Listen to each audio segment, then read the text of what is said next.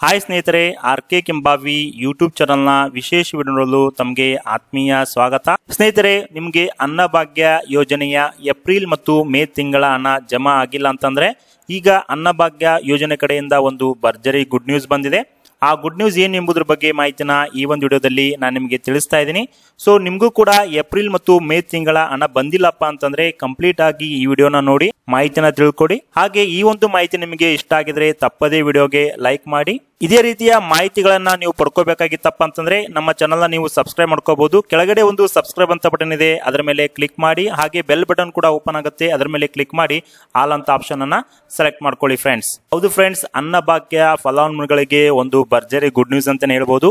ಬಹಳಷ್ಟು ದಿನಗಳಿಂದ ಅನ್ನಭಾಗ್ಯ ಯೋಜನೆಯ ಹಣ ಜಮಾ ಆಗ್ತಾ ಇರಲಿಲ್ಲ. ಸೊ ಈಗ ಸರ್ಕಾರದ ಕಡೆಯಿಂದ ಒಂದು ಭರ್ಜರಿ ಗುಡ್ ನ್ಯೂಸ್ ಬಂದಿದೆ. ಫ್ರೆಂಡ್ಸ್, ನಿಮ್ಗೆಲ್ಲರೂ ಗೊತ್ತಿರುವ ಹಾಗೆ ಸರ್ಕಾರದ ಕಡೆಯಿಂದ 5 ಕೆಜಿ ಅಕ್ಕಿ ಕೊಟ್ಟು ಮತ್ತೆ 5 ಕೆಜಿ ಹಣವನ್ನ ಕೊಡ್ತಾ ಇದ್ದಾರೆ. ಪ್ರತಿ ಕೆಜಿಗೆ 34 ರೂಪಾಯಿಯಂತೆ ಹಣವನ್ನ ನೇರವಾಗಿ ಡಿಬಿಟಿ ಮೂಲಕ ಅನ್ನಭಾಗ್ಯ ಫಲಾನುಭವಿಗಳಿಗೆ ನೇರವಾಗಿ ಜಮಾ ಮಾಡ್ತಾ ಇದ್ರು. ಆದ್ರೆ ಬಹಳಷ್ಟು ತಿಂಗಳಿಂದ ಅಂದ್ರೆ ಏಪ್ರಿಲ್ ಆಗಿರ್ಬೋದು, ಮಾರ್ಚ್ ಆಗಿರ್ಬೋದು ಅಥವಾ ಮೇ ಆಗಿರ್ಬೋದು, ಈ ತಿಂಗಳಿಂದ ಅಕ್ಕಿ ಹಣ ಜಮಾ ಆಗ್ತಾನೆ ಇರಲಿಲ್ಲ. ಬಹಳಷ್ಟು ಜನ ಕಮೆಂಟ್ಸ್ ಕೂಡ ಮಾಡ್ತಾ ಇದ್ರಿ ಅಕ್ಕಿ ಹಣ ಜಮಾ ಆಗ್ತಾ ಇಲ್ಲ ಅಂತ.